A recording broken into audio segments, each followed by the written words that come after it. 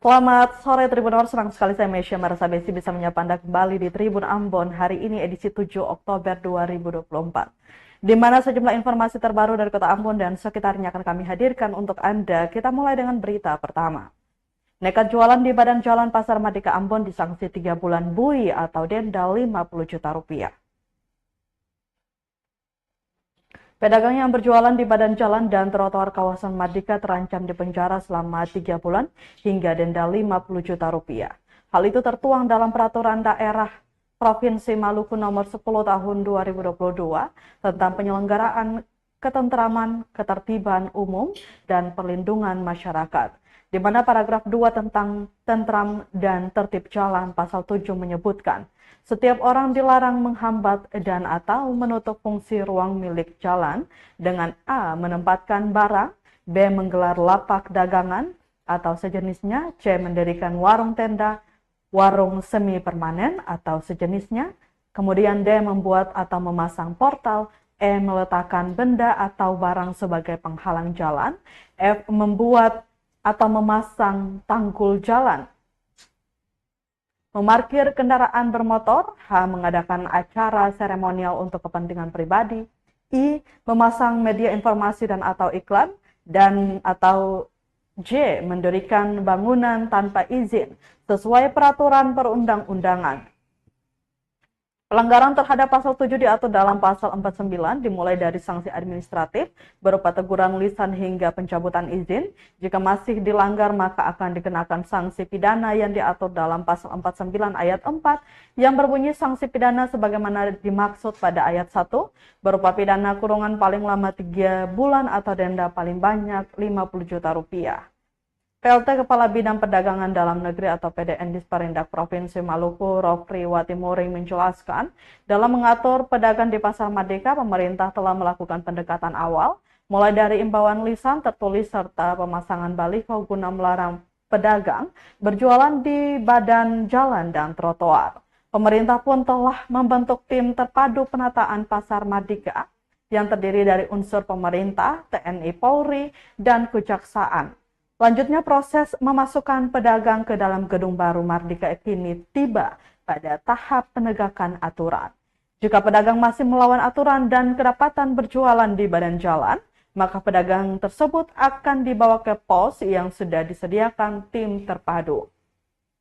Selanjutnya, Tribuners, pedagang akan diedukasi sebelum menandatangani surat pernyataan untuk tidak berjualan di badan jalan.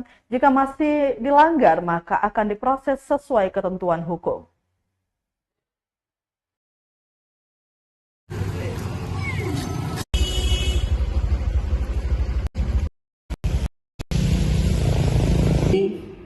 Pedagang yang masih berjualan ketika sudah disuruh masuk terus kembali lagi, itu kami akan melakukan penegakan. Orangnya akan dibawa ke pos yang sudah disediakan oleh tim terpadu, karena sekarang untuk penataan kawasan Mardika ini lewat Pak Gubernur sudah dibentuk tim terpadu penataan Mardika. Nah, di dalam tim itu terdiri dari unsur pemerintah daerah, TNI Polri, sama Kejaksaan. Sehingga kebijakan yang akan diberikan itu dia nanti bisa sesuai dengan dia punya sasaran.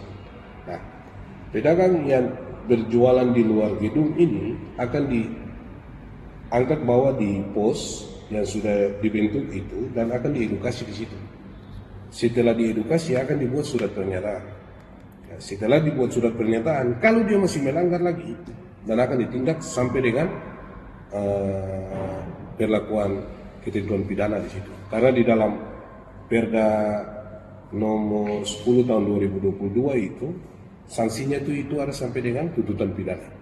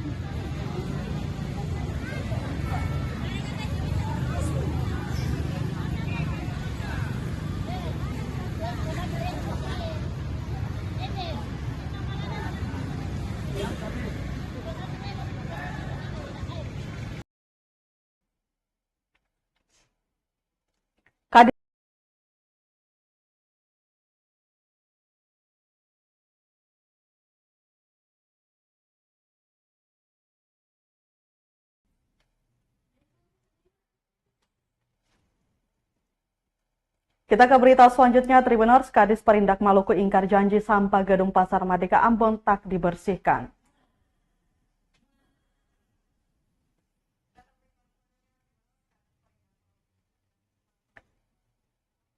Kepala Dinas Perindustrian dan Perdagangan Provinsi Maluku Yahya Kota tidak tepati janjinya dalam pembersihan area gedung baru Pasar Merdeka Kota Ambon. Pasalnya sejak dijanjikan akan membersihkan area tersebut pada Rabu 2 Oktober 2024, namun hingga kini Minggu 6 Oktober 2024 tak kunjung dibersihkan. Pantauan tribunambon.com pukul 4 sore, sampah di area tersebut terus menumpuk, bahkan hingga saat ini sampah terus melebar. Di antaranya jenis sampah organik seperti bekas sayur mayur, bawang, hingga sampah plastik lainnya. Tribunambon.com telah mencoba mengkonfirmasi Kadis Perindak Provinsi Maluku terkait kendala sehingga sampah belum juga diatasi. Namun hingga kini tak kunjung direspon. Diberitakan sebelumnya sampah menumpuk di belakang gedung baru Pasar Merdeka telah 4 bulan lebih belum diangkut. Akibat kelamaan tidak diangkut, sampah tersebut telah menumpuk 2 meter lebih. Area pintu darurat pun tertutup karena tumpukan sampah itu. Keberadaan sampah itu mengeluarkan bau tak sedap hingga mengganggu kenyamanan pedagang dan pengendara yang melintas area tersebut. Bahkan tak jarang belatung hinggap di lapaknya, terlebih saat hujan mengguyur kota Ambon. Hal tersebut disampaikan salah seorang pedagang, Lina, saat ditemui tribunambon.com Senin 30 September 2024 sekitar pukul 2:30 sore di lokasi.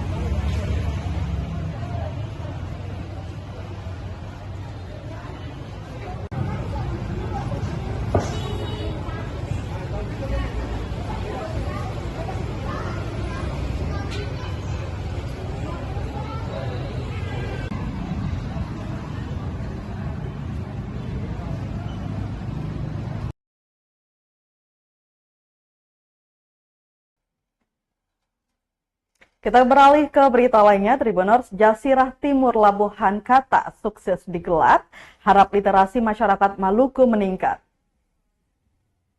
Jasirah Timur Labuhan Kata sukses digelar, literasi masyarakat Maluku diharapkan meningkat. Berdasarkan data hasil kajian budaya baca masyarakat Indonesia tahun 2019, Maluku berada pada peringkat 26 dari 34 provinsi di Indonesia dengan tingkat kegemaran membaca sebesar 52,90%. Angka itu masih statis hingga tahun 2023. Kajian Perpunas RI menyatakan tingkat kegemaran membaca masyarakat Maluku menempati posisi ke-32 dari 36 provinsi. Berawal dari keprihatinan terhadap minat baca yang rendah di Maluku, memicu Jasirah Timur Labuhan Kata menggelar Hari Raya Literasi Kota Ambon. Kurang lebih 400 pengunjung hadir dalam kegiatan yang digelar di Museum Siwa 5, Kecamatan Nusaniwe, Kota Ambon pada Jumat 4-5 Oktober 2024. Koordinator acara Teoresia Rumte mengatakan Jasirah Timur Labuhan Kata 2024 memiliki visi menjadikan Maluku sebagai loka yang bergairah bagi perkembangan seni dan sastra. Belum cukup sampai di situ, Tribuners, dikatakan banyak kelas pelatihan dibuka guna merangsang nalar artistik para pengunjung. Dia berharap melalui kegiatan ini banyak orang, terkhususnya generasi muda, membaca, memahami, dan mencintai buku, serta mengaplikasikan pengetahuan dalam kehidupan sehari-hari dan ikut meningkatkan literasi bangsa. Salah satu agenda dalam Jasirah Timur Labuhan Kata yakni Jasirah Rupakat Laut dan Penciptaan. Ialah pameran seni rupa yang dipilih sesuai tema besar Silolone, perahu yang digunakan Atup, cerita rakyat dari Kabupaten Kepulauan Tanimbar. Penanggung jawab pameran seni rupa Grace Rijoli menjelaskan, Dalam pameran ini menampilkan karya seni artistik seniman dari berbagai daerah di Indonesia termasuk Maluku. Totalnya ada 7 karya yang ditampilkan, diantaranya Dom Fatoni atau The Sun and the Mike Atu, Roy Madubun, Kisah Penakluk Matahari, Erzal Umamid, Harmoni Tradisi Penciptaan Belang Banda. Kemudian Hadijah Boy, Gema Emas Sang Penakluk. Kemudian Juando C. Taner, Cahaya Abadi, Michael Franz, Jejak Nalar, dan Syaka Hasri Hasan, Mono White Photo. Rijoli mengaku senang banyak pengunjung yang aktif bertanya tentang karya-karya yang dipamerkan.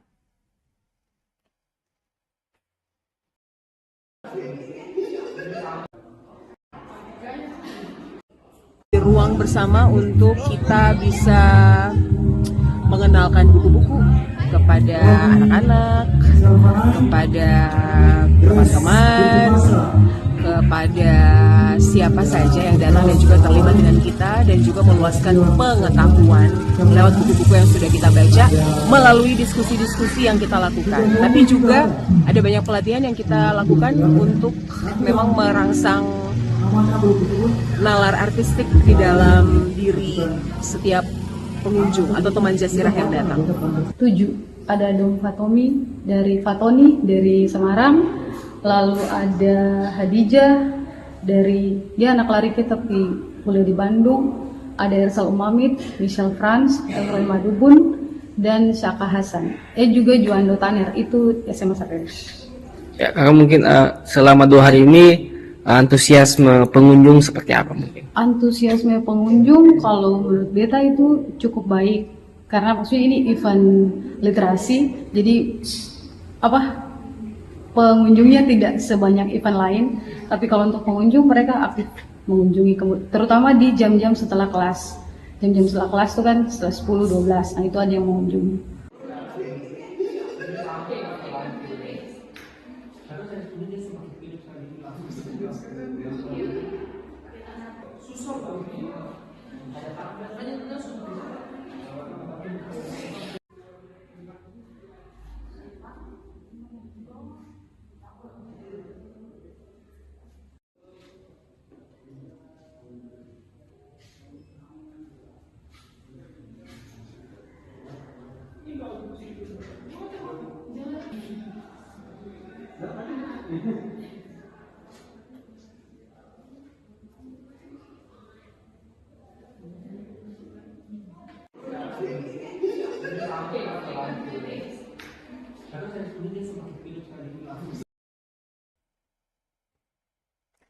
Kita ke berita berikutnya. Tribuners, Elysia Kisya Sang Kewang Negeri Haruku minta generasi muda bijaksana manfaatkan sumber daya alam.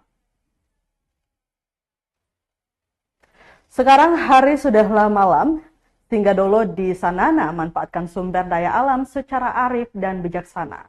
Begitu bunyi pantun yang diucapkan Kewang Negeri Haruku Elysia Kisya saat diwawancarai Tribunambon.com Sabtu 5 Oktober 2024. Bukan tanpa alasan, pria yang akrab disapa Opa Eli mengujar pantun tersebut. Pasalnya, kerusakan hutan di Maluku akibat eksploitasi sumber daya alam meningkatkan setiap tahunnya. Dilansir dari Kompas.com berdasarkan data Yayasan Auriga Nusantara, total luas deforestasi di Maluku Raya dalam rentang waktu 2015 hingga 2019 mencapai 110.398 hektar. Kehilangan tutupan hutan tertinggi terjadi pada 2015 seluas 45.136 hektar. Kemudian turun menjadi 31.863 hektar. Angka itu sempat turun drastis pada 2017 seluas 8.403 hektar. Namun naik lagi pada 2018 11.211 hektar dan 2019 13.783 hektar. Sementara data lainnya dari Kementerian Lingkungan Hidup dan Kehutanan RI tahun 2020 menunjukkan bahwa lahan kritis di kawasan pesisir pantai di Indonesia yang saat ini mencapai 600.000 hektar. Kerusakan paling parah terjadi di kawasan Maluku dan Papua. Menurut Opa Eli, kekayaan alam baik di laut maupun di daratan harus dijaga agar menjadi warisan kepada anak cucu di masa depan. Dijelaskan Tribuners, di mata berbagai negara, Maluku sangat berharga karena memiliki kekayaan alam yang indah. Di samping itu, budaya dan tradisi adat juga menjadi nilai jual mahal yang perlu dilestarikan. Baginya, menjaga hutan merupakan tugas semua orang. Jika masyarakat memiliki kesadaran yang sama untuk melestarikan hutan, maka bukan tidak mungkin hutan tetap terpelihara. Dia berharap generasi muda Maluku bisa menjaga dan melestarikan sumber daya alam dengan baik.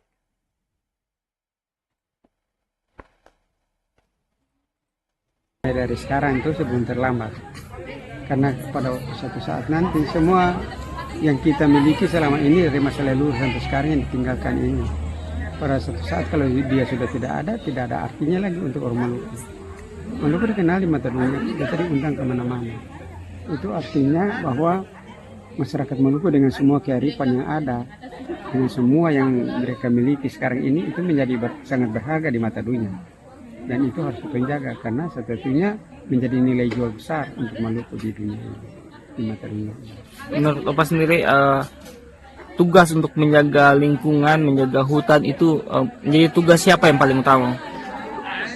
Untuk menjaga lingkungan, menjaga hutan itu tugas siapa yang paling utama? Ya, tugas orang semua. Kalau bilang kewang saja berarti ya cuma kewang, jadi kan.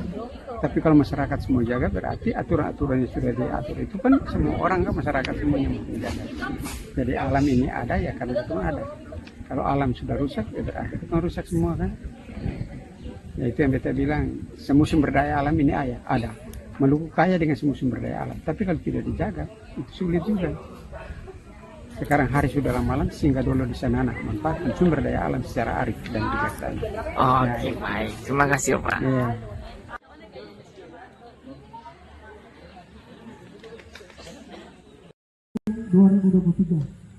Terima kasih. Assalamualaikum warahmatullahi wabarakatuh. Selamat sore. Ini saya besok banyak ini. Halo. Saya satu pasar kita sambut. Ide.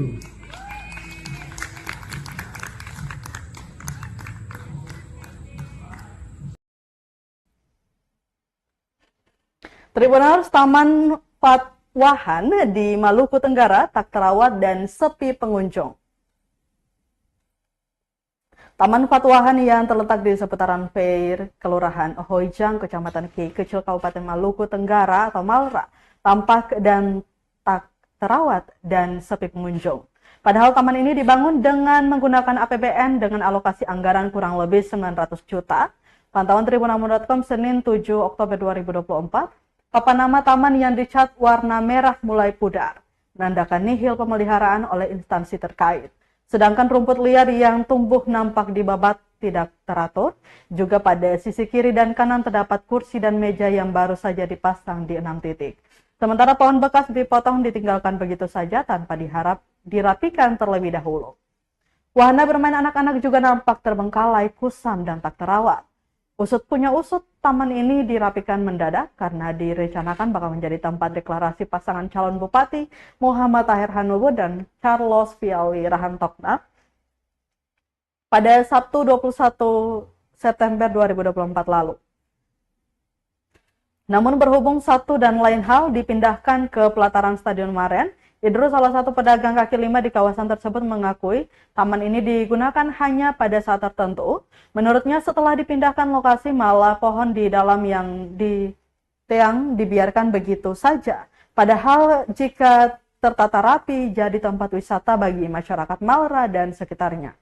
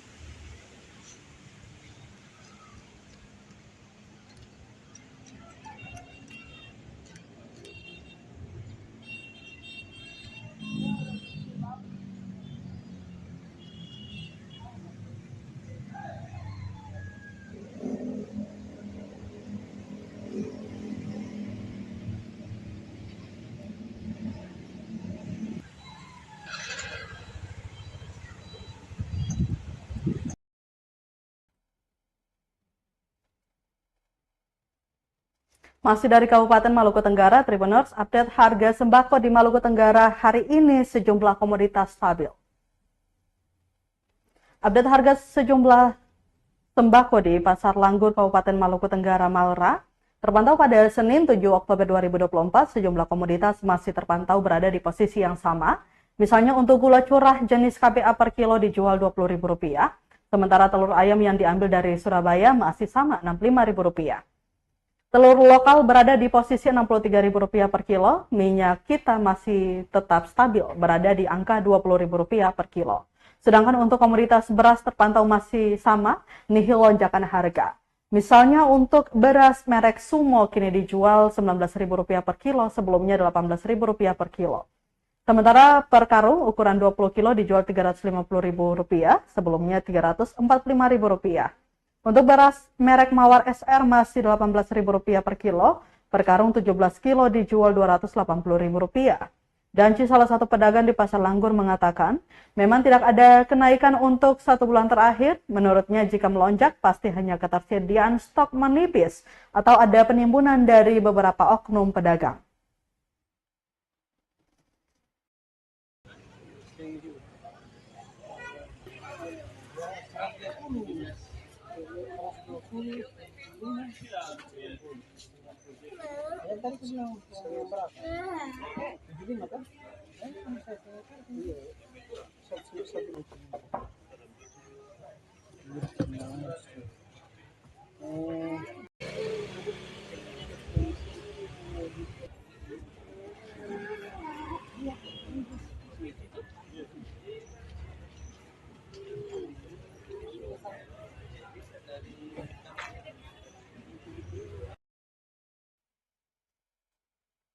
Dari Maluku Tenggara kita beralih ke Kota Ambon, Tribuners.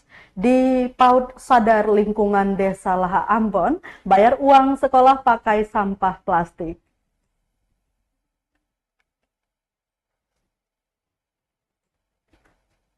Pembayaran uang sekolah di PAUD Sadar Lingkungan yang beralamat di Desa Laha, Kota Ambon ini cukup unik.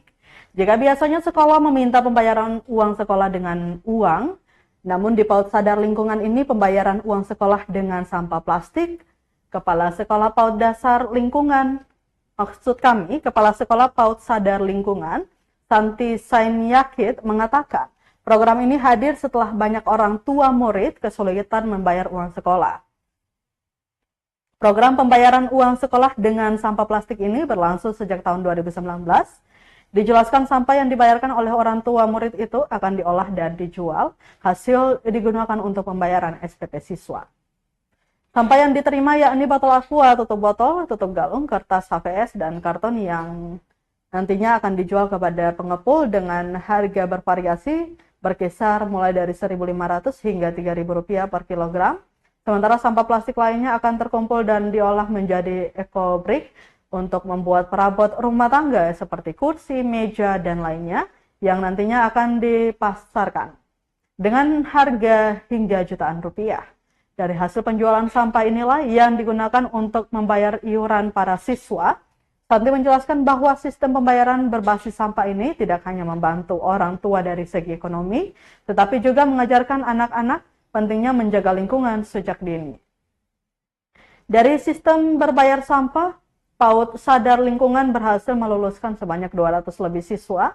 Santi berharap sistem ini selain mempermudah akses pendidikan, generasi selanjutnya lebih peduli terhadap lingkungan.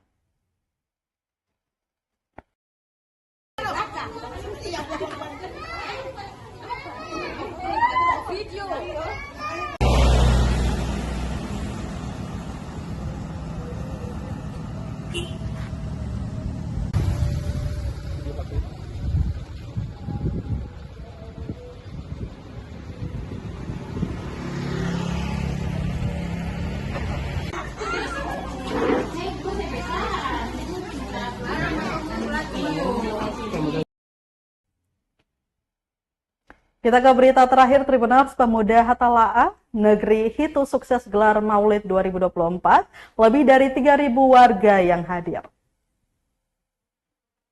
Pemuda Hatala'a menggelar acara peringatan Maulid Nabi Muhammad SAW 1446 Hijriah atau 2024 Masehi yang berlangsung dengan khidmat di pelataran rumah Raja Negeri Hitu Lama, Kecamatan Lehitu, Kabupaten Maluku Tengah, Sabtu 5 Oktober 2024 malam. Pantauan tribunambon.com, Maulid dihadiri ribuan orang, tak hanya dalam pelataran saja, kepadatan warga hingga membludak ke jalan raya. Maulid Akbar kali ini bertajuk menumbuhkan kecintaan kepada Nabi Muhammad SAW lewat salawat. Dihadiri sejumlah tokoh agama seperti Habib Bagir bin Ali bin Thohir dari Majelis Rasulullah SAW Jawa Barat, kemudian Habib Ali Alwi bin Thohir dari Pondok Pesantren Al-Husaini Tangerang, kemudian Ustadz Abdurrahman Tuanaya, Rai Curiah PWNU Maluku, kemudian Ustadz Erwin Tanubun, Ketua LDNU Maluku. Dalam sambutan sekaligus membuka acara, Raja Negeri Hitu Lama Salhana Pelu menyampaikan acara Maulid ini telah menjadi agenda tahunan yang rutin diadakan sejak 2022.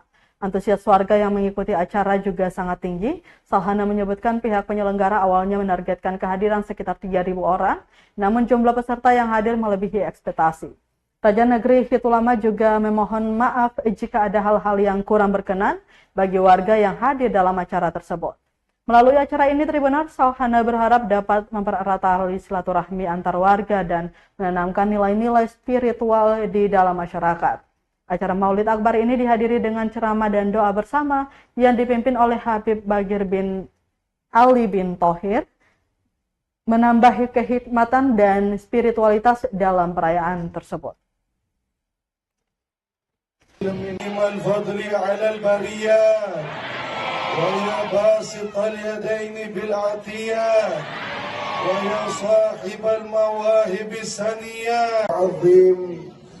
وتشرف على سيدنا محمد لهذا وما كنا لنهتدي لولا أن هدانا الله اللهم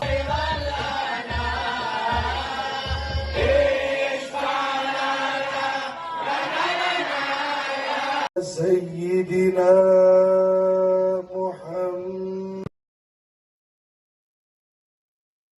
Baik Tribuners, berarti tadi sekaligus menutup rangkaian kebersamaan kita di Tribun Ambon hari ini edisi 7 Oktober 2024. Mewakili seluruh kru yang bertugas, saya Mesya Marsabesi pamit undur diri. Selamat sore dan sampai jumpa. Amato. Download Tribun X sekarang. Menghadirkan lokal menjadi Indonesia.